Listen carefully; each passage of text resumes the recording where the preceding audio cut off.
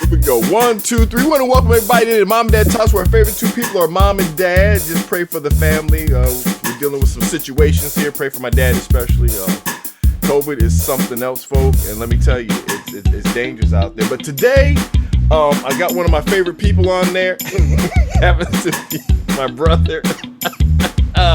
Cousin par excellence out there.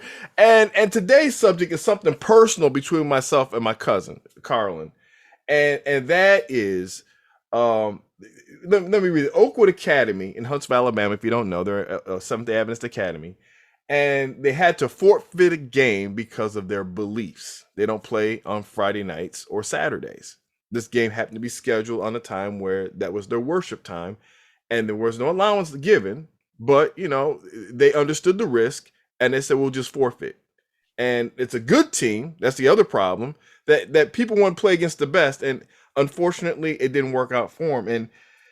And today we have a lot of thoughts on it because what people don't know about my cousin and myself. We had to sacrifice ourselves of not being able to play on Friday nights or Saturdays because of our beliefs. And there's a lot of things that happen there, but it solidified me as a person of what I'm going to stand for with my morals and challenge me as a person to be better. And there's a lot of thoughts on this. Should you just do your own thing? Should you work together? And so, Carlin, what are your thoughts on this? Man, I got a lot of thoughts. I don't even know that we may have to do like a part 1, part 2, and part 3 on this. Yes, because there's so many different angles. You asked me personally, so I'm gonna start personally. Mm-hmm. You and I both went to the same. We have the exact same upbringing. We went to a Seventh-day Adventist school, grades 1 through 8. Wonderful, wonderful education. Niles West Side SDA school, a diverse school. You know what I mean? Teachers that loved us, but they had no sports. Like we didn't even have intramurals. You know what I mean? Mm-hmm. We had some intense dodgeball games and some, great kick the can games or whatever. Mm-hmm. But you and I really didn't even start playing ball until like our 8th grade year. And mm-hmm. then going into the 9th grade year, I know for me, I would assume the same thing happened for you. But my parents gave me the choice. They said you could go to Andrews Academy, mm-hmm. which is a Seventh-day Adventist institution. Mm-hmm. And they didn't have interscholastic sports back then. This is 1985, 84, 85. Yeah. Seventh-day Adventists didn't even believe in competition for that much, mm-hmm. Even though we did have church league basketball, right? But we could go to Andrews, or we mm-hmm. could go to this non-denominational Christian high school in Niles First Assembly. Mm-hmm. And I mean, for me, it was a no-brainer, man. It was like, I could go there and play sports. Mm-hmm. So when we started playing sports there, soccer, basketball, whatever, half the sports were on Friday nights. Yeah. So you and I didn't get a chance to play like on Friday nights, but we got a chance to play. Yes. And that's why I don't think people don't understand is like coming up in the time when we came up, we literally had no options going into that. Right. And so because we didn't have any options, I was just glad to play in half the games that I got to play in. You know what I mean? I didn't know enough to be upset. I was like, mm-hmm. Yo, I get to play in like 10 actual games and put on an actual uniform and play mm-hmm. against other schools. Mm-hmm. Man, I'm in heaven, man.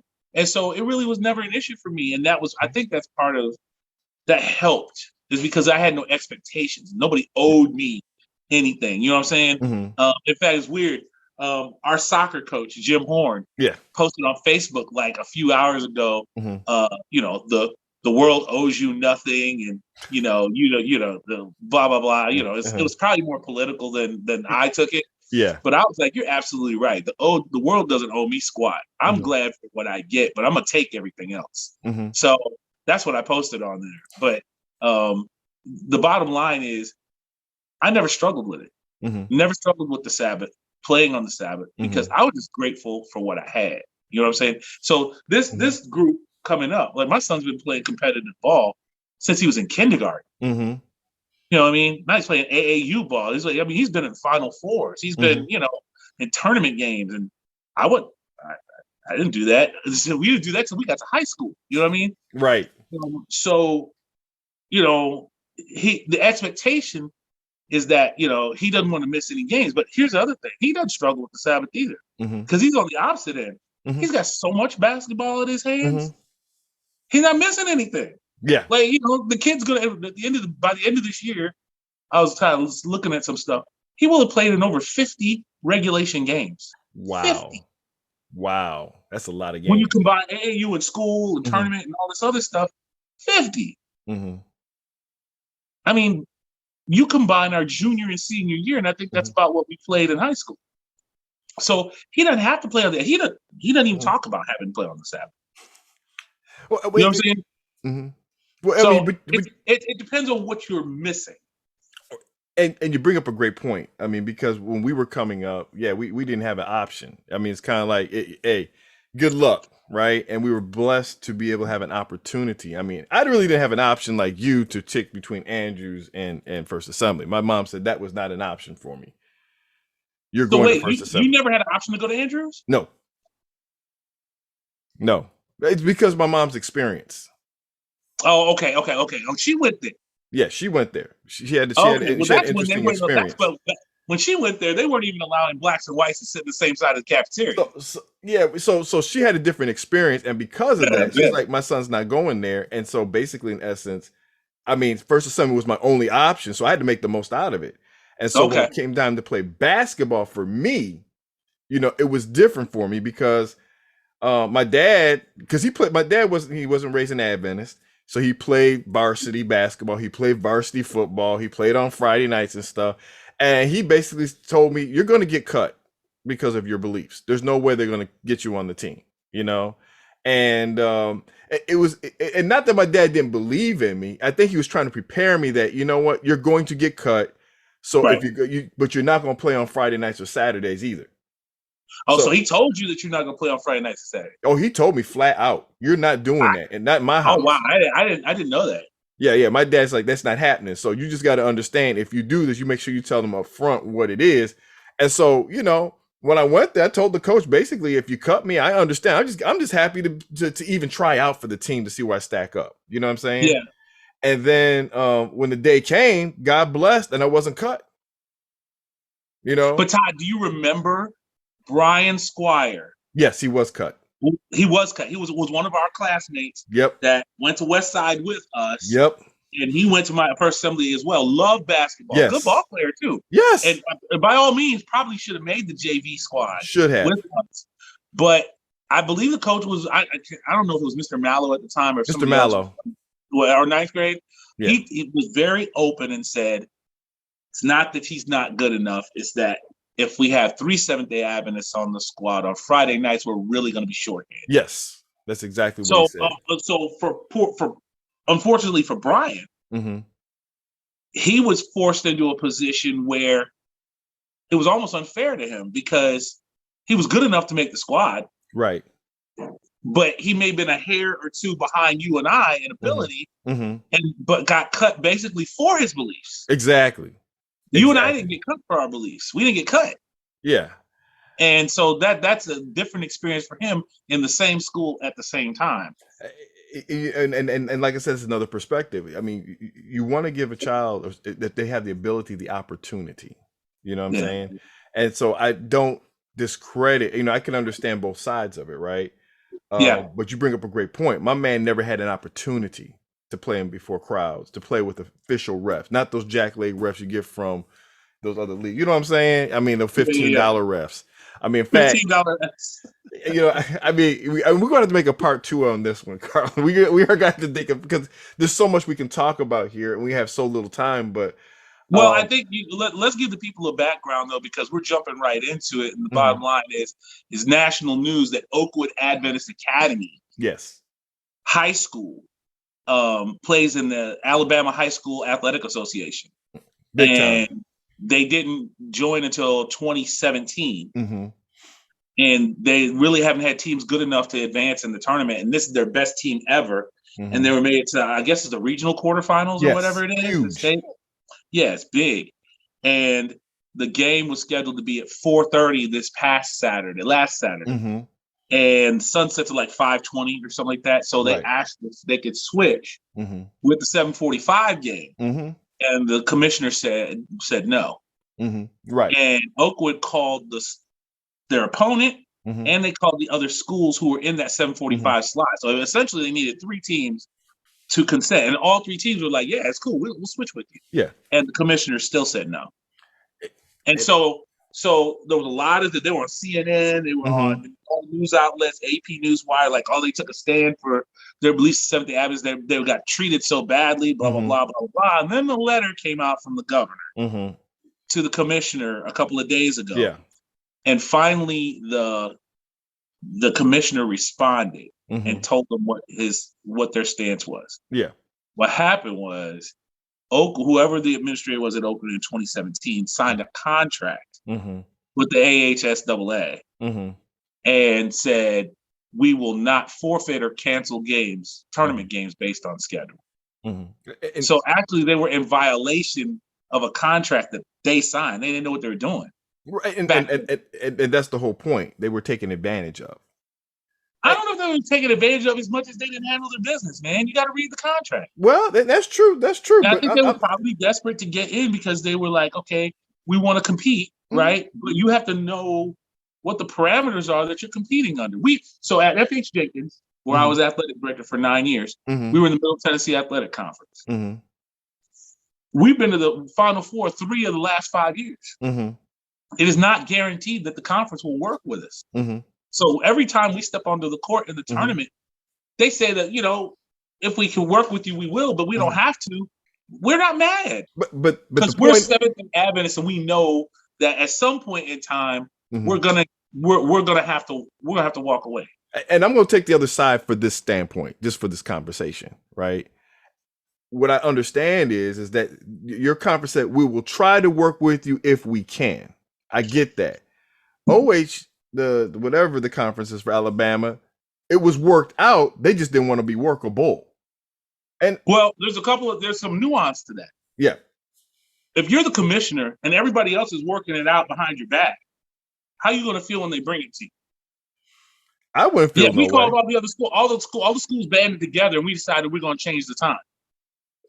That's not cool. Well, it's not cool. I'm just saying, as a commissioner, you basically taking the power out of my hands, and you said, "I'm gonna do what I need to do because we're all gonna do what we need to do because we want this school to participate." When the school's signed the contract saying we're not gonna do that, we're not gonna forfeit or cancel. But you and I both ran a league. Yes, we accommodated people when they came to us. Accommodation is different than making an exception. But see, so now if I'm okay, so think about this. This is statewide. If I'm high school in Mobile, Alabama, right? I'm 4 hours away from the tournament site. I'm calling them every year and saying, "Yo, put me in the early game." But they don't have to do that, right? The commissioner said so now he's making an exception because somebody lives far away, or he's making an exception because this is a Jewish school, or making an exception because this is an Adventist school. It's he put in his letter it could turn into chaos. It could turn into chaos. However, being a commissioner, I take all that into consideration before I schedule games. But here's the thing: those schedules or those tournament schedules are made before the end of the regular season. So you could try and project who's going to be good. You could try and project who's going to advance. But you don't know. But see, this is the whole thing. You can actually rearrange the schedules based on who won. They do it all the time. Actually, they don't. They don't do it. They don't do it all the time. The frequent one that people bring up is BYU because they're Mormon. They don't play on Sundays. Right. Okay, so they've had really good basketball teams off and on in the NCAA tournament. The year that Jimmer Fredette was on the team and they were advancing, they were going to run up against a thing in the Sweet 16. Right. And the NCAA already told them, we're not going to change the game, the time of the game. So BYU had lawyers available, but what the NCAA said, tell your lawyers to negotiate with the regional sites because those contracts are made years in advance. The officials are contracted through the NCAA. So if you have a team from the Mountain West, you need an SEC ref. So if you're going to change the time, you got to change the refs. Refs, exactly. You see what I'm saying? Because you may have a Mountain West the ref that's going to be doing the time slot that you want. And I get that. Chaos. That's what he means by chaos. Right. And I get that. I get that part. However, you got Alabama refs. Right. But so you're not dealing with that issue. What you're dealing with here is a scheduling issue and people going backdoor, which I do understand. Okay, let me say. I want to say this, Todd. I'm sorry to interrupt. No. Go ahead. There's a nuance here. There's a wrinkle here. Yes. And some people are not going to like this when I say this. Okay. You know what? this may be my last time on the Mom and Dad Talks, so What? so be it. Yeah. So here we go. How am I not gonna have you on Mom and Dad Talks? Just wait till hear what I have to say. Oh, okay. All right. So the commissioner, Briggs, is his name. Okay. Is a black man. Mm-hmm. Okay. Right. Oakwood Adventist Academy, Mm-hmm. for all practical purposes, is a black school. Correct. Alabama, the state of Alabama, is a red state. Correct. And everything that carries with it, right? Correct. Governor Ivy is a white woman who is a liberal. Okay. Those are the players. If Briggs were to make this exception, and everybody feels good right now because, oh, it's a church school and their beliefs and they made the accommodation and whatever. Let's say they go out and play the game and they lost, right? Right. The rest of the state that's not in the tournament, we're only talking about tournament teams. Yeah. So the rest of the state that's not in the tournament in a red state, wouldn't you think that Briggs would come under some fire? Oh, yeah. And say, oh, yeah. You know what? Special Here's privilege. A black man who made an exception for a black team. Yeah. Why isn't he going to make exceptions for white teams? Yep. This is what we're talking about: BLM and privilege, and people think that they're owed something, like what our coach put on Facebook a little bit earlier, right? Yes. People just want a handout. Yada yada yada yada yada. If I'm Briggs and I'm looking at that contract that Oakwood signed in 2017 that says we will not forfeit or cancel tournament games due to schedule. Yeah. I'm leaning on policy and going, I'm keeping myself out of that mess. And that's the reason why I said I took the other side just for this conversation. Yeah. You see what I'm saying? I understand exactly what you're talking about there. Once you sign that contract, you're pretty much done. Right. I mean, there's not much you can do. So we did it. And I'm not casting judgment on Oakwood Academy. Right. In fact, I'm very proud of those boys for the coaches for making a stand, because there are a lot of our colleagues that we went to school with. I said this on with the Graham Crackers yesterday on Snack Time. The Graham brothers. I told them, I said, there's a lot of our colleagues that we went to school with, Seventh-day Adventists, who were raised Seventh-day Adventists, who were out there saying on social media they should have played. Andre Ayton. Bump the Sabbath. You should play. One was playing in the NBA. Huh? For the Suns. Ayton. Former Seventh-day Adventist. Yeah. No way. Dude, check it out. At least well, you know that Anthony Simons had for Portland Trail Brothers won the dunk contest last year. His aunt and uncle are Seventh-day Adventists. They go to Riverside here in Nashville. So we're creeping up on we're gonna end up having somebody. Yes. The talent pool is there. Who knows? And maybe Dalen. Hey. The talent pool is there where we're gonna have somebody who says, "I'm good enough to play, but I'm playing on the Sabbath," and then we're gonna see what it is. I mean, look, Magic Johnson's family. Yeah, but I'm just saying, at the end of the day, we don't have a player yet that's made that commitment, right? Correct. As willing to say, I understand I may not be able to play in a championship, or I may not be able to play in a playoff game, or I may not be able to play, in a tournament game. We haven't had anybody yet. Correct. You know what I'm saying? Not yet. I'm talking about at that level. Exactly. So what happened with Oakwood Academy is significant because it was a state tournament game. You know what I mean? So it was significant.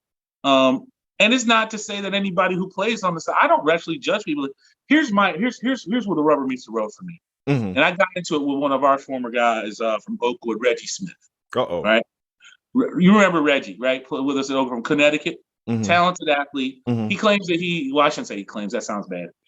I say I believe him. He said he had a couple of Division I track scholarships, basketball scholarships. Yeah. He turned them down because he couldn't play on the Sabbath. Right. Well, I'm thinking myself, and he said, almost like he regretted it. And I'm like, don't ever struggle with something that is a belief that God says is optional. The reason why I say it's optional, he said, remember the Sabbath day to keep it up. Now he said, if you're going to remember it, here's the things you shouldn't do on that day. Right. But if in your heart, you're going to be sitting in church thinking and going, I wish I were somewhere else. Oh. Why are you at church? See, now you're getting into you know what, Carlin? We're going to talk about. Go do it. Go be happy. but don't call yourself a Seventh-day Adventist. And I know that sounds harsh, No, but I mean, really, it isn't. It's like, if I embrace Seventh-day Adventism, Yeah. I love the Sabbath. I never struggled with the Sabbath with playing Sabbath. Now, I struggled with other things on the Sabbath, right? But playing sports was never one of them, right? So I call myself a Seventh-day Adventist because I embrace our beliefs. If you're not going to embrace our beliefs, that's okay. But just don't call yourself a Seventh-day Adventist and say you struggle with it. And see, see now that's a whole nother subject. So whatever's in your heart, that's really what you are. Right. That's really what you're saying. That's why the Bible says, from the abundance of the heart does the mouth speak. So, you know, it's a heart problem. Either you're going to do it, and we'll have another discussion on that. But man, yeah, we ran over it. Let's be clear. When God says, I would rather you be hot or cold, lukewarm, I will spit you out of my mouth. Yeah. That's really what he's talking about. Exactly. You either in or you out. And if you out, I'm still love you. You're still covered by the blood of Jesus Christ. I still forgive you of your sins. But just make your commitment, right? Yes. One way or the other. Like, I'm not going to, vegetarians don't go, I'm going to eat beef, but I'm a vegetarian. Yeah. I'm a Seventh-day Adventist, but I'm going to play sports on the Sabbath. Yeah. No, you're not. And it's okay. Yeah. You know, it's okay either way. But what's not okay is to claim to be one thing, and you're another. And when it comes times to make a stand, you do the other. And you know what, Carlin? We're gonna leave it on that note, because we're gonna bring you back, because this is a very pertinent subject to our heart here, and audience. I know we usually don't go this long on Mom and Dad Talks, but this is a real hot subject for us. I mean, look, and I talk a lot. No. Hey, we can talk a lot all day on this. You know what I really want you to bring me back for? To talk about Juwan Howard. Ooh, yeah. You know that right there, because you know he was roommates with Sam, our cousin. So I mean, we're gonna bring you back for that one, because that's a lot of overtones. Yeah. And you know what? Yeah. Till next time on Mom and Dad Talks, everybody, we're gonna enjoy this thing here, and we're gonna bring this back. I don't know whether we might have to do this next week, CJ, because this Juwan Howard stuff is serious stuff. And when we're talking about serious, it's a deeper thing that's going on here that's scarier than what you really see on the outside. And it's been plaguing this nation for a long time. So anyway, everybody, till next time Mom and Dad Talks, we'll see you then. Carlin will bring you back. Have a blessed day, everybody.